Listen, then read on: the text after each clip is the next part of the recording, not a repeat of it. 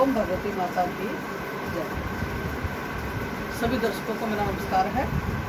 आज मैं आप सबको गंगा दशहरा की कथा, गंगा पूजन और दान की विधि बताऊंगी। आप सब ध्यान से सुनो। सबसे पहले तो गंगा जी के घाट पर जाकर या किसी नदी के ऊपर जाकर आप गंगा माता की पूजा करें। दिया जलाएं, धूप दीप नैवेद्य अर्पण करें और मैया के लिए कपड़े भी दान करें, जैसे साड़ी, ब्लाउज, श्रृंगार का सामान आप दान करें। अगर आप गंगा स्नान के लिए किसी नदी पर नहीं जा सकते हैं तो आप घर पर ही मिट्टी की मैया की प्रतिमा बनाएं और उसकी धूप दीप नैवेद्य पुष्प अर्पित करके पूजा करें। और जो दान की वस्तुएं मैंने बताई हैं, माता का श्रृंगार है, कपड़े हैं, वो आप किसी ब्राह्मण को दान कर दें या किसी गरीब को दान कर दें। तो आइए मैं आप सबको आज गंगा दशहरा की कथा बताना चाहती हूँ कि किस रूप में और किस राजा के प्रयास से गंगा माता का धरती पर प्रादुर्भाव हुआ था। प्राचीन काल में अयोध्या में सगर नाम के राजा हुआ करते थे। उनके केसनी तथा सुमति नाम की दो रानियां थीं। केसनी के अंशुमान नामक पुत्र हुआ तथा सुमति के 60,000 पुत्र हुए। एक बार राजा सगर ने अश्वमेध यज्ञ किया। यज्ञ की पूर्ति के लिए एक घोड़ा छोड़ा। इंद्र यज्ञ को भंग करने हेतु घोड़े को चुराकर कपिल मुनि के आश्रम में बांध आए। राजा ने यज्ञ के घोड़े को खोजने के लिए अपने 60,000 पुत्रों को भेजा। घोड़े को खोजते खोजते वे कपिल मुनि के आश्रम में आ पहुंचे तो उन्होंने यज्ञ के घोड़े को वहां बंधा पाया। उस समय कपिल मुनि तपस्या कर रहे थे। राजा के पुत्रों ने कपिल मुनि को चोर चोर कहकर पुकारा। कपिल मुनि की समाधि टूट गई तथा राजा के सारे पुत्र कपिल मुनि की क्रोधाग्नि में जलकर भस्म हो गए। अंशुमान पिता की आज्ञा पाकर अपने भाइयों को खोजता हुआ जब मुनि के आश्रम में पहुंचा तो महात्मा गुरु ने उनके भाइयों के भस्म होने का सारा वृत्तांत कह सुनाया।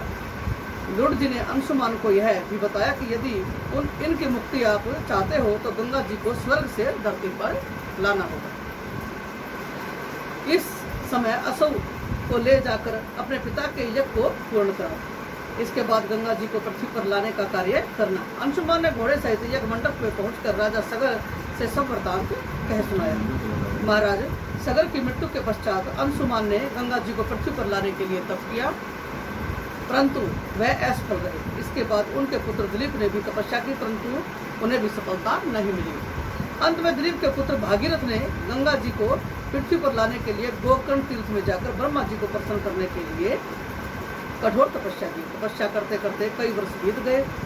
तब ब्रह्मा जी प्रसन्न हुए तथा गंगा जी को पृथ्वी लोक पर ले जाने का वरदान दिया। अब समस्या यह थी कि ब्रह्मा जी के कमंडल से छूटने के बाद गंगा जी के वेग को पृथ्वी पर कौन संभालेगा। ब्रह्मा जी ने बताया कि भूलोक में भगवान शंकर के अतिरिक्त किसी में यह शक्ति नहीं है जो गंगा के वेग को संभाल सके। इसलिए उचित यह है कि गंगा का वेग संभालने के लिए भगवान शिव से प्रार्थना की जाए। महाराज भागीरथ एक अंगूठे पर खड़े होकर भगवान शंकर की पूजा आराधना करने लगे।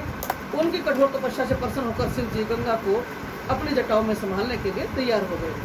गंगा जी जब देवलोक से पृथ्वी की ओर बढ़ी तो शिव जी ने गंगा जी की धारा को अपनी जटाओं में समेट लिया। कई वर्षों तक गंगा जी को जटाओं से बाहर निकलने का मार्ग नहीं मिला। भागीरथ के पुनः अनुनय विनय करने पर शिव जी गंगा को अपनी जटाओं से मुक्त करने के लिए तैयार हुए। इस प्रकार शिव जी की जटाओं से छूटकर गंगा जी हिमालय की घाटियों में कल कल निनाद करके मैदान की ओर बढ़ी। जिस रास्ते से गंगा जी जा रही थी उसी मार्ग में ऋषि जहनु का आश्रम था। तपस्या में विघ्न समझकर वे गंगा जी को पी गए। भागीरथ की प्रार्थना करने पर उन्हें पुनः जांग से निकाल दिया। तभी से गंगा जहनु पुत्री या जाह्नवी कहलाई। इस प्रकार अनेक स्थानों को पार करती हुई जाह्नवी ने कपिल मुनि के आश्रम में पहुंचकर सगर के 60,000 पुत्रों के भस्म अवशेषों को तार कर मुक्त किया। उस समय ब्रह्मा जी के प्रकट होकर भागीरथ के कठिन तप तथा सगर के 60,000 पुत्रों के अमर होने का वर दिया तथा घोषित किया कि तुम्हारे नाम पर गंगा जी का नाम भागीरथी होगा। अब तुम जाकर अयोध्या का राज्य संभालो। ऐसा कहकर ब्रह्मा जी अंतर्धान हो गए। तो यह कथा मैंने आपको बताई है। गंगा जी के घाट पर या गंगा जी में हम सब स्नान करने के लिए जाते हैं, अपने पितरों की मुक्ति के तर्पण के लिए भी जाते हैं।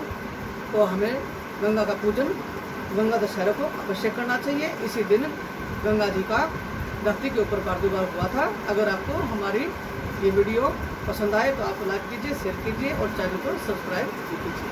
धन्यवाद।